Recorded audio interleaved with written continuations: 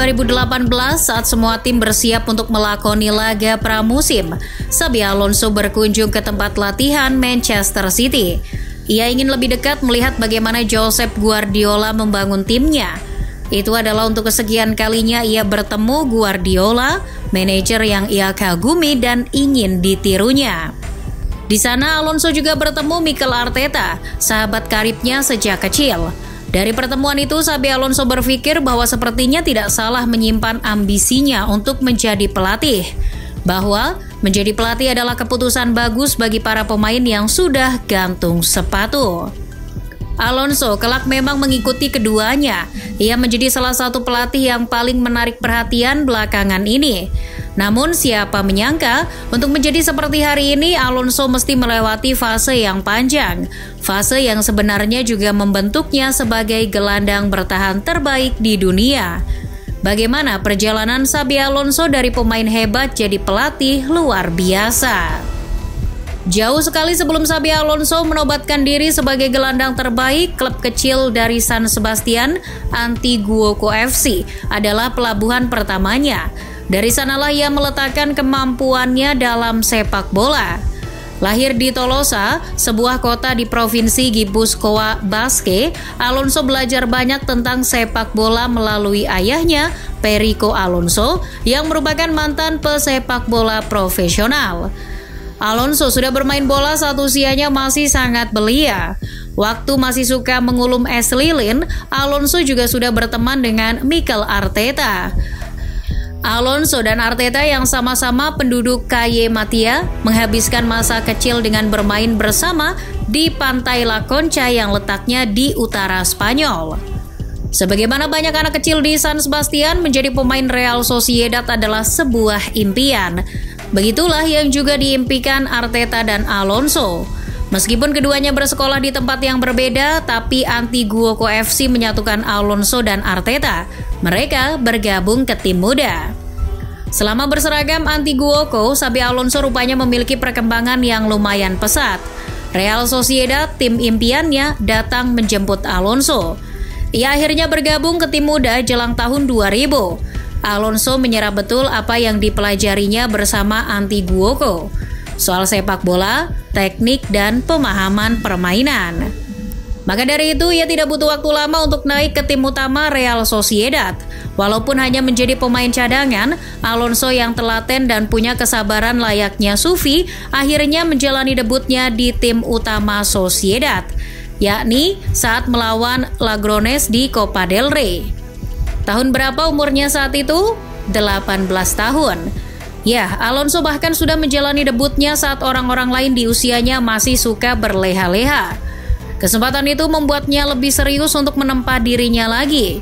Meski sempat dipinjamkan ke tim divisi Segunda, Eibar, Alonso membuat gebrakan saat Sociedad dilatih John Tosak.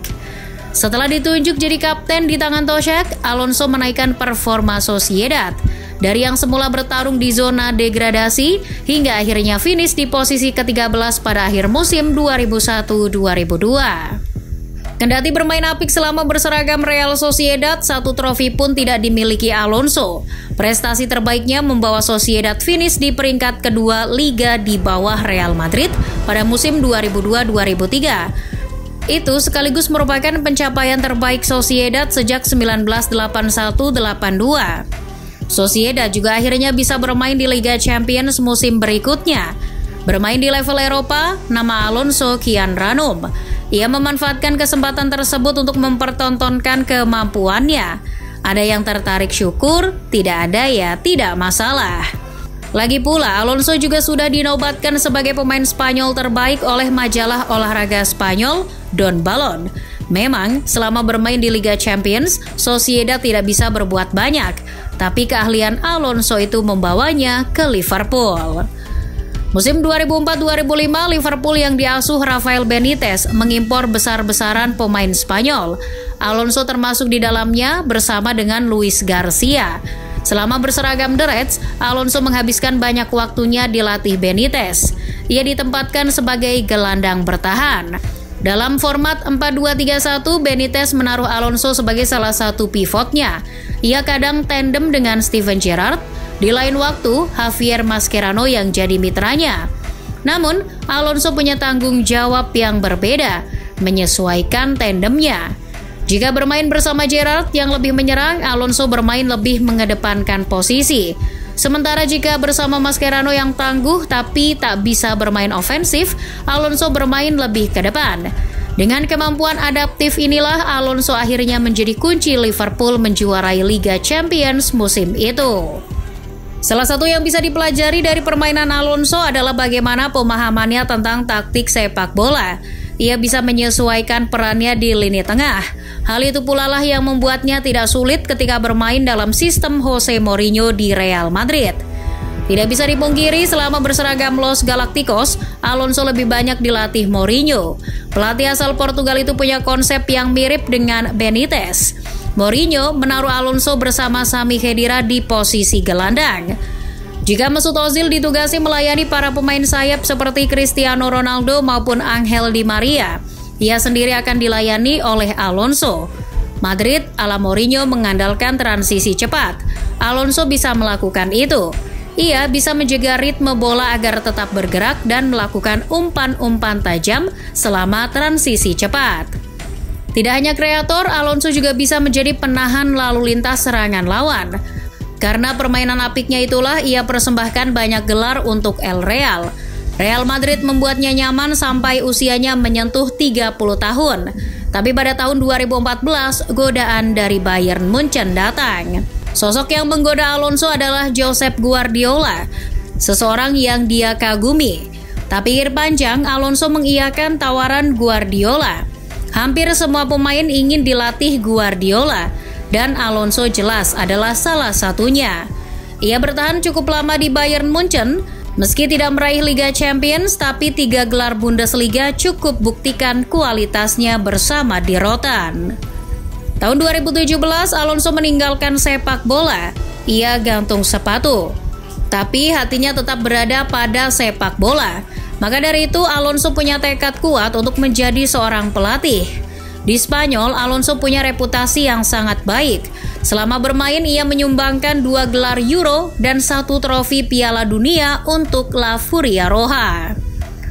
Akan sangat mudah baginya untuk menjadi pelatih berkat reputasi tersebut. Tapi Alonso bukan orang yang mau enaknya saja. Ia ogah memanfaatkan reputasi, sekalipun itu reputasinya sendiri. Alonso memilih berjuang dari lingkup terkecil. Ia mengambil kursus kepelatihan dengan ilmu yang didapat dari pelatih-pelatih hebat Guardiola, Mourinho, Rafael Benitez, Jupp Heynckes, Luis Aragonés sampai Vicente Del Bosque. Tidak sulit bagi Alonso untuk memperoleh lisensi kepelatihan. Guardiola pernah bilang mantan anak asuhnya itu suatu saat akan menjadi pelatih hebat karena rasa penasarannya pada taktik. Jose Mourinho juga memprediksi hal serupa. Perkataan dua pelatih beken itu laksana doa. Alonso pada akhirnya benar-benar mengambil peran sebagai pelatih.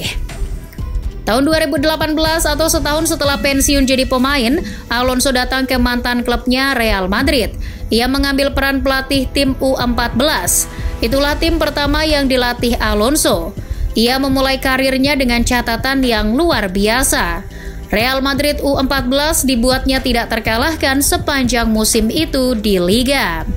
Total dari 23 laga, 22 diantaranya diraih dengan kemenangan dan 1 sisanya berujung imbang. Setelah mengantarkan Real Madrid U14 juara Liga Junior, Alonso melanjutkan karirnya di Real Sociedad B. Lagi-lagi mantan timnya sendiri. Walaupun sudah menjadi pelatih profesional, Alonso tidak berhenti mempelajari soal taktik.